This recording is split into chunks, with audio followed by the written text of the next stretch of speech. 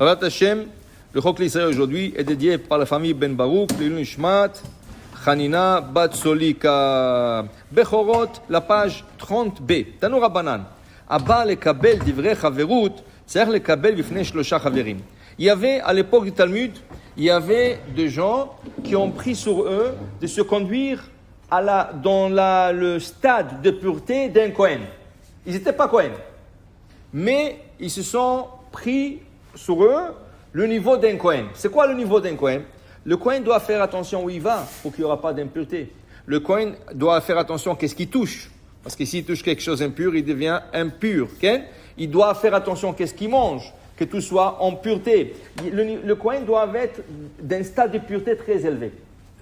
Il y avait des gens qui ont accepté sur eux de se conduire comme un Kohen, malgré que ça ne leur concernait pas vraiment. Et ce gens-là s'appelait Haverim. Haverim. La Gemara nous enseigne ce matin, Abba lekabel dmei chaverut.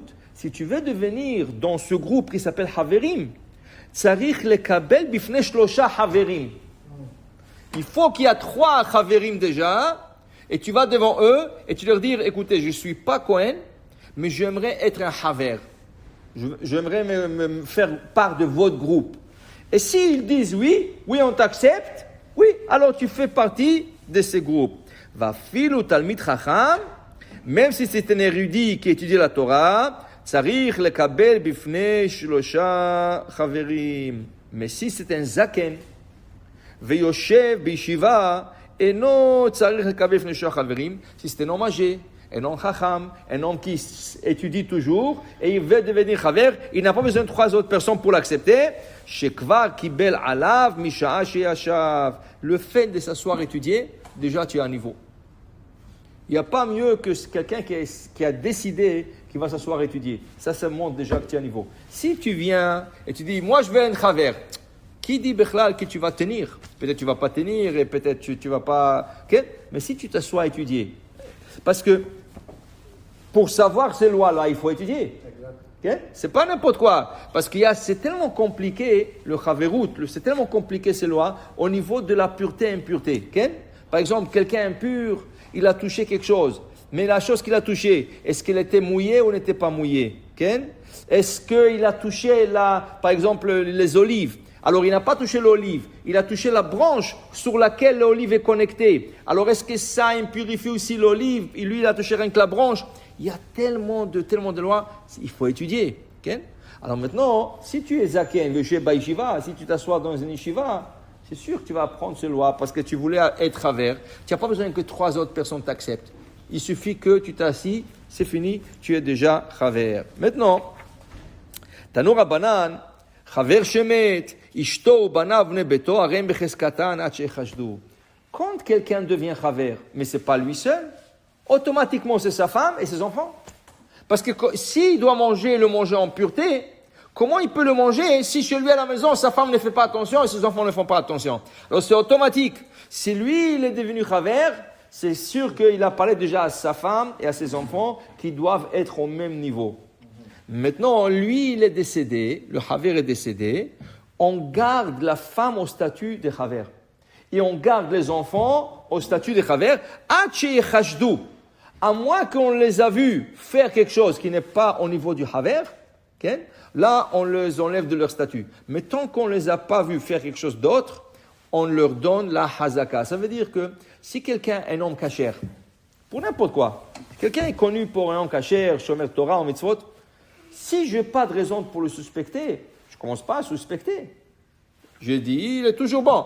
À moins que j'ai vu qu'il a fait quelque chose qui n'est pas kasher, je dis, ah non, de rien avant, je dois le vérifier celui-là. Parce qu'il a fait quelque chose qui n'est pas kasher. Okay? La même chose, dit la Gemara, chatzer shemochrim batchelet. Il y avait des cours de maison où ils vendaient le tchelet. C'est quoi le tchelet? Le tchelet, c'est du sang d'un poisson qui s'appelle hilazon. Okay? Et le sang de ce poisson était bleu.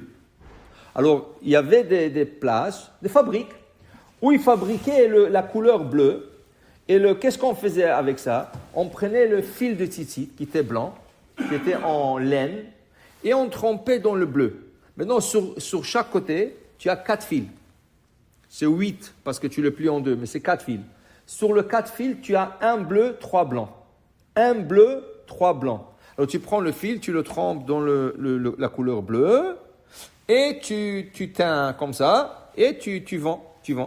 Maintenant, malheureusement, les ramaïm, les tricheurs qu'il y a toujours, ils sont arrivés à fabriquer la couleur bleue à partir de la sève d'un arbre.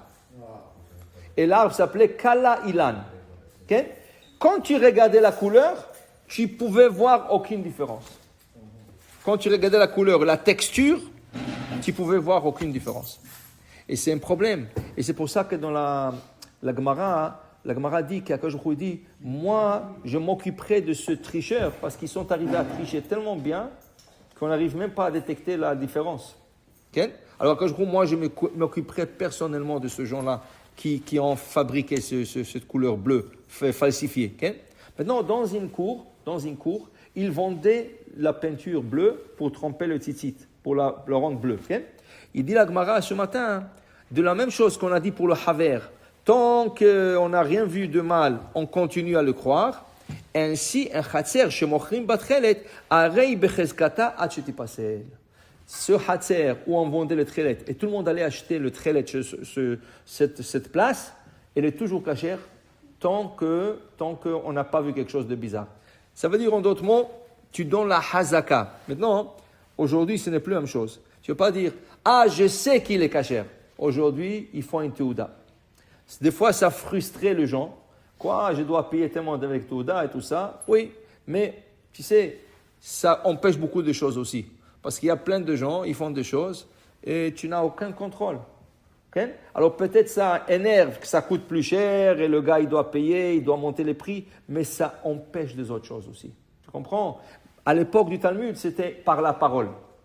Quelqu'un, on faisait confiance, c'est celui-là, tu peux faire confiance, tu peux continuer à acheter chez lui. Alors pour dire que pour être haver, il faut se mettre à niveau et tout celui qui se joint à haver, il est automatiquement avec lui tant qu'on n'a pas vu quelque chose d'autre. Et aussi pour le magasin de Tchelet, elle est toujours cachère. Si on n'a pas vu quelque chose mal qui a été fait, on continue à croire que c'est cachère.